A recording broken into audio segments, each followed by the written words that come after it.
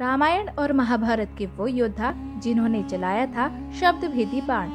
हमारे प्राचीन भारत में हमें अलग अलग तरह के अस्त्र शस्त्रों के उदाहरण मिलते हैं जो पल भर में पूरे संसार का नाश करने की ताकत रखते थे, पर इन्हें चलाने की काबिलियत हर किसी में नहीं थी। कई बार ऐसा भी हुआ है जब दिव्यास्त्रों का गलत इस्तेमाल से बहुत बड़ी तबाही हुई हो। इन्हीं में से एक काबिलियत थी शब्द भेदी बाण चलाने की। शब्द भेदी बाण वो तकनीक थी जिसमें केवल आवाज सुनकर निशाना लगाया जाता था। रामायण और महाभारत में हमें ऐसे ही कई किस्से मिल जाते हैं जहां पर शब्द भेदी बाण का प्रयोग किया गया था।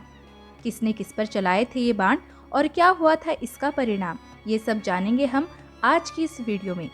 आप वीडियो को आखिर तक जरूर देखें और अगर आप हमारे चैनल पर नए हैं तो चैनल को सब्सक्राइब जरूर करें और हमारे बेल आइकन को दबाना ना भूलें ताकि आपको हमारे आने वाले सारे वीडियोस के अपडेट समय पर मिलते रहें। शब्द भेदी बाण का सबसे मशहूर किस्सा हमें रामायण से मिलता है, जहां राजा दशरथ ने अपनी जवानी के दिनों में शब्द भेदी बाण का अभ्यास किया था। शिकार की तलाश में उन्होंने हिरण समझकर शब्द भेदी बाण चलाया, जो जाकर श्रवण कुमार नाम के एक युवक को लगा जो अपने बूढ़े और अंधे माँ बाप के लिए पानी ढूंढने आया था। दशरथ को अपनी गलती पर भयंकर पश्चाताप हुआ और वो खुद पानी लेकर उनके माँ बाप के पास गया, लेकिन श्रवण कुमार के माँ बाप पहचान गए कि ये उनका बेटा नहीं है।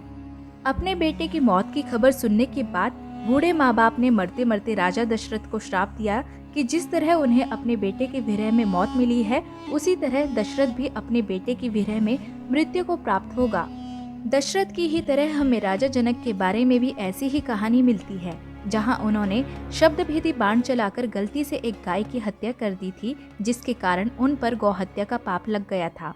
जब राजा जनक ने देखा कि उनके हाथों एक गाय की मौत हो गई है और उन पर गौ हत्या का पाप लग गया है, तो वो काफी डर गए। कोई चारा न देख वो वापस लौट गए। उनको डर था कि अगर उनके द्वारा की गई गौ हत्या का उनके राज्य में पता लगा तो उसे जनक के पद से हटा दिया जाएगा।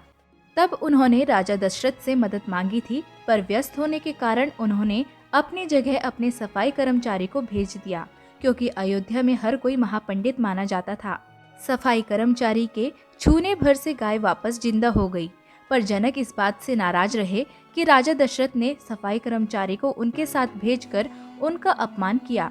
यही कारण है कि उन्होंने सीता के स्वयंवर में अयोध्या को निमंत्रण नहीं भेजा।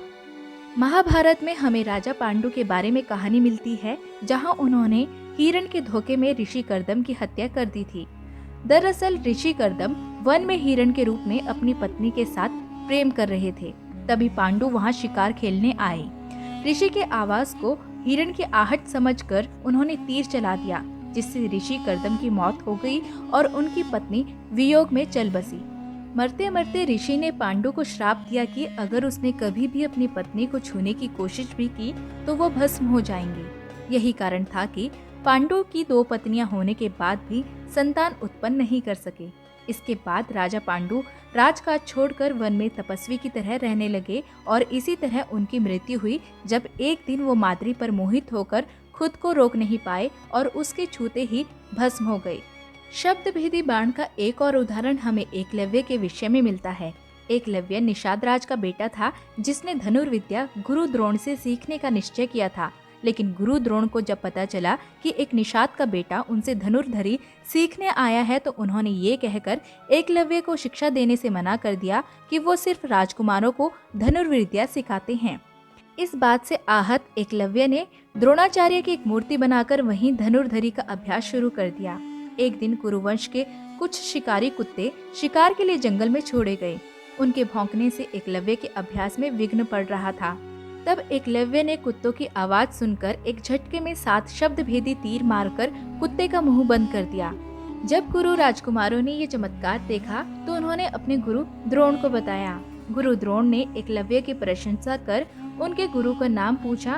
तब एकलव्य ने गुरु द्रोण का अपना गुरु बताया और उन्हें गुरु द्रोण की मूर्ति दिखाई, जिसके सामने एकलव्य साधना करके धनुर्धर बने थे। गुरु द्रोण को ये याद आया कि उन्होंने अर्जुन को ये वचन दिया था कि वो उसे ही सबसे महान धनुर्धर बनाएंगे। अपना वचन टूटता देख द्रोण ने एकलव्य से गुरु दक्षिणा के रूप में उनका अंगूठा मांग लिया। एकलव्य ने खुशी खुशी अपना अंगूठा उन्हें दे दिया। महाभारत में हमें श्री कृष्ण के परलोक सिधारने से जुड़ा हुआ किस्सा मिलता है। कहते हैं कि श्री कृष्ण के बेटे साम की उद्दंडता से दुखी होकर ऋषियों ने उन्हें श्राप दिया था कि लोहे के जिस शास्त्र को वो अपने पेट में बांधे प्रदर्शन कर रहे हैं वो उनके कुल के नाश का कारण बनेगा।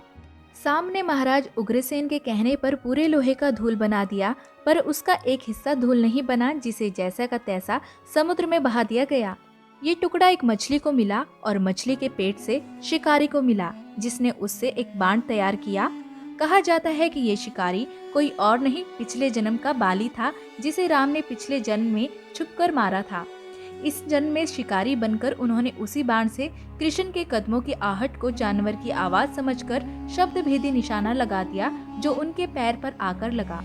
तीर लगते ही कृष्ण को एहसास हो गया कि उनका इस युग में काम खत्म हो गया है और उनको अपने लोक वापस जाने का समय आ गया है। और इस तरह श्री कृष्ण के द्वापर युग में लीला समाप्त हुई। तो कैसी लगी आपको हमारी ये जानकारी? हमारी ऐसी ही सच्ची और रोचक जानकारियों के लिए हमारे चैनल पर बने रहिए। धन्यवाद।